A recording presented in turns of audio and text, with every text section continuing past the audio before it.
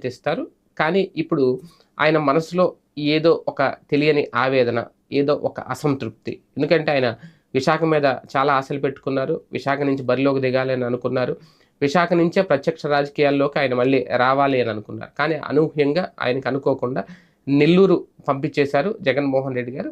అయితే ఇది నిన్న మొన్నటి వరకు దీని గురించి పెద్దగా ఎవరు మాట్లాడుకోలేదు. కానీ తాజాగా విజయసాయిరెడ్డి గారు నోరు విప్పారు దాని మీద. ఒక టీవీ ఛానల్‌కి ఇచ్చిన ఇంటర్వ్యూలో. అప్పుడు అర్థమైంది ఆయన మనసులో ఆవేదన, అలాగే వైసీపీలో అసలు ఏం జరుగుతోంది అనే కొత్త ప్రస్తావన కూడా తెర మీదకొచ్చింది. కొంతమంది తెలుగుదేశం పార్టీ నాయకుల కుట్రతో వైసీపీ నేతలు తీసుకున్న నిర్ణయం తనని విశాఖ నుంచి నెల్లూరుకి పంపించేశారు అనేది. ఎందుకంటే ఆ స్థాయి నాయకుడు అలా మాట్లాడడం అంటే ఒక రకంగా ఆశ్చర్యం కలిగించే అంశమే.